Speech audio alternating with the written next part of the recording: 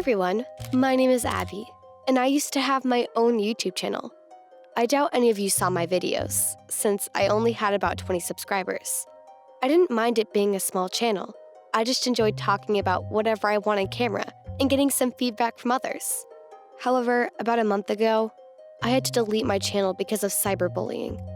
And make no mistake, I'm not some sort of delicate flower who can't take a little criticism or stupid jokes from anonymous bullies.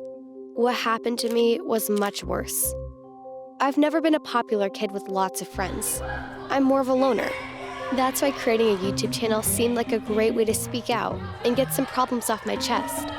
And if, in the long run, it might have made me famous or popular, well, that would have been a cool bonus.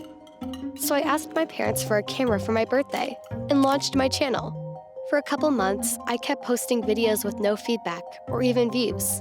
But after a while, I finally got my first few subscribers. Some of them were silent watchers, while others left comments and even liked my videos. I was ecstatic. This social interaction was a welcomed escape from the loneliness of my real life. I never told anyone about my videos, not even my parents or my older brother. I felt safe talking about whatever I wanted, thinking that nobody who knows me IRL would find those videos and watch them.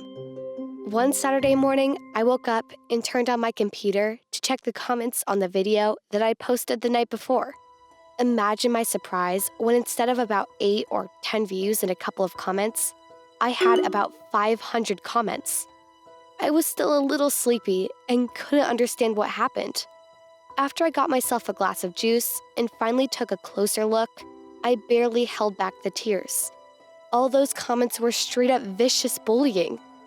Some were mocking my appearance, others the way I talk. They were making fun of my videos and even threatening me. I couldn't believe it. How did all those people even find my channel? And why would they be so mean? Well, the tears started rolling down my cheeks, so I took a moment to calm down. After I'd finally stopped crying, I looked through some of those comments' profiles. All of them were totally empty with weird nicknames and no videos added. It almost seemed as if they were specifically created to bully people like me. That's when the tears came right back yet again. I deleted all those comments, and it made me feel a little bit better. I still couldn't explain how or why this was happening to me, but I thought, maybe if I don't encourage the trolls with a reaction, they'll just go away to torture someone else. My mom called me downstairs to help with some chores, so I left my computer. When I came back after a few hours, man, I was so not ready for what was waiting for me there. About 10 of my last videos had new comments, hundreds of them, and all containing nothing but threats and ridicule. I froze in front of the screen, scrolling through multiple comments saying, "What an idiot," and "You're worthless and stupid," and lots of horrible things. I started bawling my eyes out. It was too much for me to handle. What did I do to deserve this? And how do I make it stop? My first impulse was to shut the comment section off, but it felt like a weakness. The whole point of me making videos for my channel was to get some feedback on my thoughts, to communicate and interact with the world the way I couldn't in real life. I decided to find out who was behind all of this. Whatever was going on, it couldn't be a coincidence that all those trolls just instantly found my channel at the same exact time.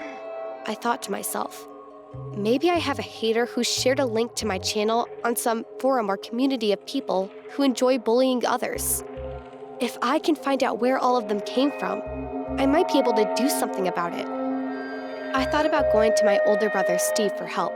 He's really computer savvy, so I thought he could help me figure out who was attacking me. But he'd also totally rat me out to our parents and probably even to people at school. So instead of dealing with just online trolls, I'd end up being the joke of our whole town as well. Plus, Steve wasn't even home at that moment. He was out with his friends already. So instead, I decided to ask for help from my classmate Kenny. I knew him as a smart, geeky kid who's good with computers and super introverted and shy. He barely spoke to anyone but teachers, which is why I was sure he wouldn't blab to anyone about my secret. I decided to find him at school first thing on Monday, and until then, I had to turn off my computer because I couldn't bear all the hate that kept showing up under my videos. That was one of the longest and hardest weekends of my life. Monday finally came, and for the first time in my life, I couldn't wait to get to school. When I did, I quickly found Kenny. I asked him for help and he agreed, for $20. Well, $20 was my pocket money for the whole week, but I figured that finding whoever was behind the cyber attack was worth it. We agreed to meet up after school and look into it. I could barely wait till the end of my classes. As soon as last period was over, I ran to the lounge area where we'd agreed to meet. Kenny was already there, staring into his laptop and quickly clapping over the keyboard. "Hey, what did you..." I started. "Shh," he cut me off, annoyed, and kept working. I sat down next to him and watched him do his thing. At first, I tried to understand what he was doing, but it didn't take long for me to get lost in the never-ending codes running on the screen. So I just waited until Kenny sighed and stopped typing. "Okay, so just as I thought, those are bots." "Bots?" I asked. "I don't understand." "All those commenters aren't real people. That's just part of a program created by someone to leave mean comments all over your videos." "What? But who did it?" Kenny shrugged. "I don't know. Sorry." I took a deep breath and tried to push away tears of disappointment. I grabbed my backpack, intending to go away. "All I can say is that it was sent from here," Kenny continued. "From here? You mean whoever did it lives in our town?" He looked at me as if I was dumb. "No, I mean whoever did it launched the program from our school." I felt sick. Not only did I have a hater trying to turn my life into a nightmare, but that person was right here at the same school as me. And the worst part was that he knew exactly who I am, while I didn't have a clue about his identity. Without thinking, I turned on my laptop and checked my channel. Mean comments kept flooding in. I was close to a panic attack. I decided to confront my anonymous attacker. I recorded a video saying that I know exactly who he is, and I suggest he meet me tomorrow in our schoolyard at 3 p.m. sharp, or else I'll have to report you to the authorities, was my wording. I had no idea what I was doing, but at this point, bluffing seemed to be my only option. 3 minutes after I posted the video, I heard a loud laugh from Steve's room. That got me somewhat suspicious. I knew that it was most likely a simple coincidence. Still, I couldn't help but think that the timing was uncanny. Mom called me and Steve to dinner. When I got downstairs, the whole family was already in the dining room. I looked at Steve. He seemed quite amused, but clearly reluctant to talk to me or even look at me. In fact, the whole time we were having dinner, he didn't make eye contact with me once, not even when I deliberately asked him to pass me the salt. Filled with suspicions, I excused myself from the table before dessert and went upstairs. I took a deep breath and opened the door to Steve's room. I looked at his laptop, already knowing what I was going to see. A running code in one window and my poor YouTube channel getting bombarded by hateful comments in the other. I didn't stop the program. I just sat down in Steve's chair and waited for my brother to come back. He walked in and gasped as he saw me. "Yeah, well, imagine my surprise," I said with a bitter smirk. Steve and I had a long talk. It turned out that one of his friends had found my channel and started making fun of Steve.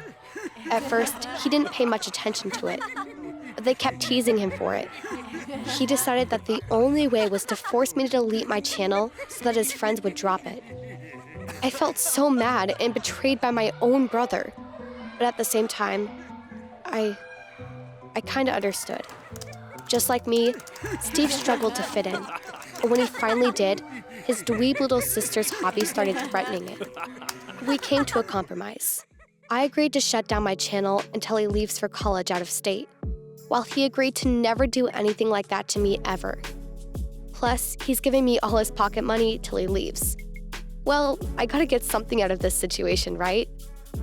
This experience was hard, and even heartbreaking in a way, but I do believe that it made me stronger and smarter.